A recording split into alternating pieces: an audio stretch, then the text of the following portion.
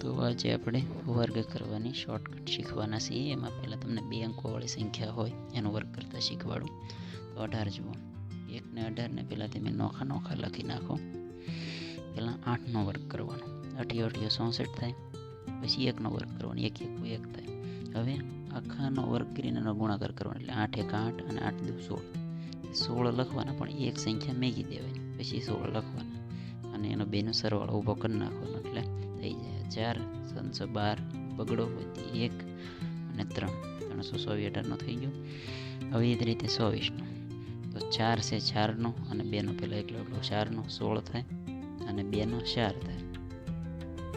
હવે આખાનો કરવાનો, 2 4 2 8 અને 8 2 ને 16 લખવાને, એક મેકીને લખવાના 16। હવે ઊભો સરવાળો કરી નાખો સામાન્ય રીતે 6 6 ને 1 7 અને 4 ને 1 5 576 થઈ ગયો, પણ ત્યાં જગ્યા એક મેકી દેવાની, યાદ રાખવાનું। હવે 39 જુઓ, એમાં 9નો વર્ગ પહેલાં લખો 81, પછી 3નો લખો તો 3 તેરી 9 થાય।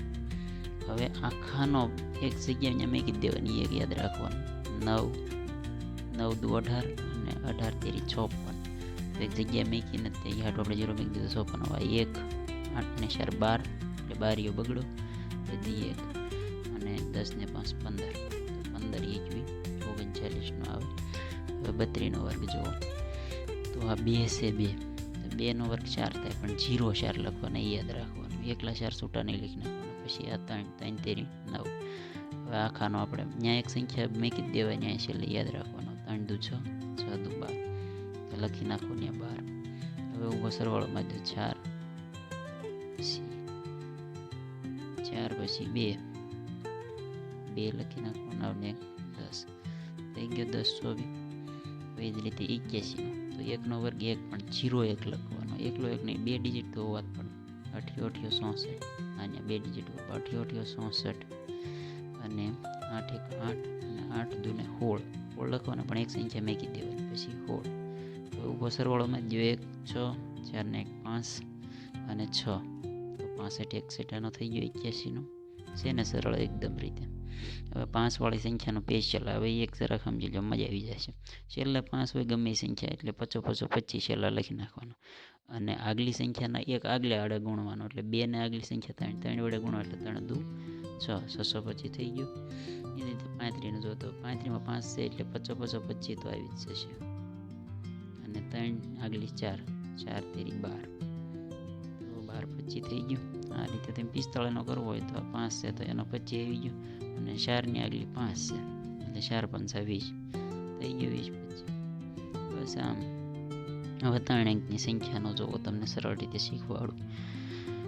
તો આમાં 3 અંકની સંખ્યામાં પહેલાં તમારે લેવું પડે કે છેલ્લી 2 સંખ્યા હોય એના પહેલાં ડબલ કરી નાખવાના, એટલે ડબલ કરો, 2ના ડબલ કેટલા થાય 4, પણ 0 4 લખવાના, એટલે એ હોમાં પ્લસ કરી દેવાના, એટલે 104 થયા, અને છેલ્લે 2નો વર્ગ કરી નાખવાનો, ન્યાય 2 સંખ્યા છેલ્લે આવી જ જોઈએ, બરાબર। પાછું એક વખત 2 છે 2 એના ડબલ કરીને 4 લખ્યા, એ હોમાં પ્લસ કરી દેવાના, 104 થયા, અને છેલ્લા 2નો વર્ગ કરી નાખવાનો, એટલે 0 4, એમ છેલ્લા 2 આંકડા લખવાના, છેલ્લી સંખ્યાનો વર્ગ કરો એના, યાદ રાખજો। હવે 108 છે, તેમાં 8ના ડબલ પહેલાં કેટલા થાય, છેલ્લી 2ના 8ના ડબલ 16, એ હોમાં ઉમેરી દેવાના, એટલે 116 પહેલાં લખ્યા।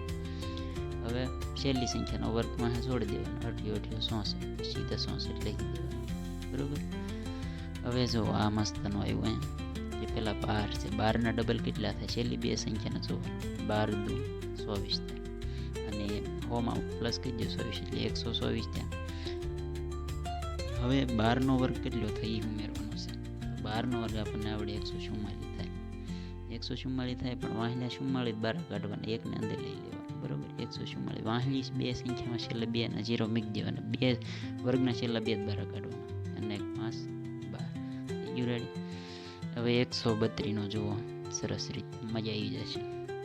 તો 132 એમાં વાહલા 32ના ડબલ કેટલા થાય, તો 66 થાય, બરાબર, અને એકમાં એ ઉમેરી દેવાના 166, 32નો વર્ગ કેટલો થાય, આપણે હમણાં કાઢ્યો કે 1024 થાય, તો વાહલા 24 ખાલી ત્યાં લખવાના, બાકીના સંખ્યા આગળ ઉમેરી દેવાની, 4 અને 7 અને 1 થઈ ગયો 17,424, બહુ સરળ રીતે થઈ જાય. હવે તમે જુઓ 118નો વર્ગ કરવો છે તો પહેલાં 18 છે એના ડબલ કરી દેવાના, 36 થઈ ગયા. હવે એ પાછા 100માં ઉમેરી દો એટલે 136 થઈ ગયા. હવે 18નો વર્ગ કેટલો થાય આપણે હમણાં જોયું તો ઉપર અહીંયા કે 324 થાય, બરાબર. તો એ એમાં પ્લસ કરવાનું, પણ વાંહલા 24ને જ બહાર કાઢવાના અને જે સંખ્યા વધે એ અહીંયા આગળ લખી નાખવાની. પછી આપણે સરવાળો કરી દો 24, 97, 9, 3, રેડી. અને આ બધું જે છે એ 200થી નીચે હું જે આવું થશે